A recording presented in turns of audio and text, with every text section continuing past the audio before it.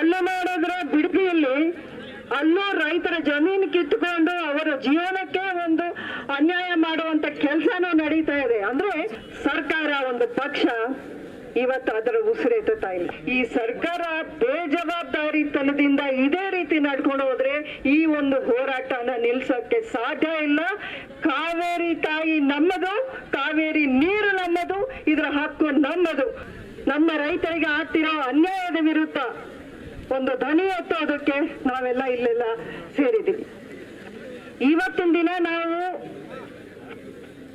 ಪ್ರಶ್ನೆಗಳು, ನಮಗೆ ತುಂಬಾ ಪ್ರಶ್ನೆಗಳಿಗೆ ಉತ್ತರ ಸಿಗ್ಬೇಕಾಗಿದೆ. ಯಾವ ಒಂದು ಸರ್ಕಾರ, ಯಾವ ಒಂದು ಪಕ್ಷ 3 ವರ್ಷಗಳ ಹಿಂದೆ ಮೇಕೆದಾಟನ್ನ ನಾವು ಕಟ್ತೀವಿ, ಈ ಪಕ್ಷ ನಾವು ಏನು ಮಾಡಕ್ಕಾಗ್ತಿಲ್ಲ, ನಾವು ಬಂದ್ರೆ ನಾವು ರೈತರಿಗೆ ನಾವು ನ್ಯಾಯ ಕೊಡ್ತೀವಿ, ನಾವು ಮೇಕೆದಾಟನ್ನ ಕಟ್ತೀವಿ ಅಂತ ಬಂದಿದ್ದ ಸರ್ಕಾರ ಒಂದು ಪಕ್ಷ ಇವತ್ತು ಅದರ ಉಸಿರೆತ್ತಾ ಇಲ್ಲ.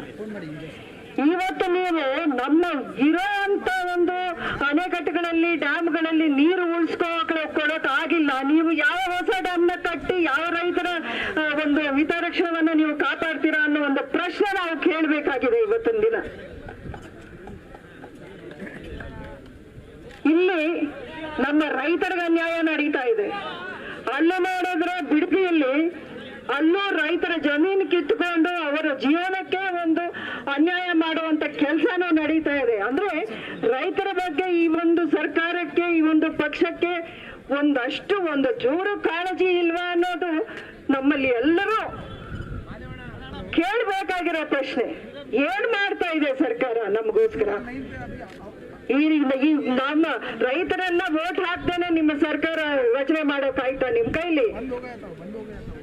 ಎಲ್ಲರೂ ಸಾಥ್ ಕೊಟ್ಟು ನಿಮ್ಮ ಮಾತುಗಳನ್ನ ನಂಬಿ ವಿಶ್ವಾಸ ಇಟ್ಟು ನಿಮಗೆ ಈ ಒಂದು ವೋಟ್ ಹಾಕಿ ಈ ಒಂದು ಹುದ್ದೆಯಲ್ಲಿ ನಿಮ್ಮನ್ನ ಕೂರಿಸಿರೋದು.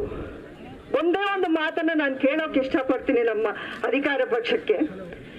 ನಿಮಗೆ ಡೆಲ್ಲಿವರೆಗೂ ಹೋಗಿ ಅಲ್ಲಿ ನಡೆಯುವಂತ ಒಂದು ಸ್ಟ್ರೈಕ್ ಅಲ್ಲಿ ಅವರಿಗೆ ಒಂದು ಸಹಾನುಭೂತಿಯಿಂದ ಸ್ಟ್ರೈಕ್ ಮಾಡುವಂತ ಒಂದು ಕಾಳಜಿ ಇದೆ, ನಿಮಗೆ ಆ ಫುರ್ಸತ್ ಇದೆ. ರೈತರು ಇಷ್ಟೊಂದು ದಿನದಿಂದ ಇವರು ನಮ್ಗೆ ಆಗ್ತಿರೋ ಅನ್ಯಾಯಕ್ಕೆ ಒಂದು ಕಿವಿ ಕೊಡಿ ಅಂದ್ರೆ ಅದರ ಬಗ್ಗೆ ಕಾಳಜಿನೇ ಇಲ್ವಾ ನಿಮ್ಗೆ? ಯಾರು ಹೇಳ್ತಾರೆ ಇದಕ್ಕೆಲ್ಲ ಉತ್ತರ? ನೋಡಿ, ಇವತ್ತು ಈ ಒಂದು ಹೋರಾಟ ಇದೆಯಲ್ಲ, ಇದು ನಮ್ಮ ಜೀವನದ ಹೋರಾಟ. ಬರೀ ರೈತರ ಹೋರಾಟ ಇಲ್ಲ. ನಾಳೆ ದಿನ 3 ತಿಂಗಳಾದ್ರೆ ಕುಡಿಯೋ ನೀರಿಗೂ ನಾವು ಪರದಾಡ್ಬೇಕಾಗತ್ತೆ.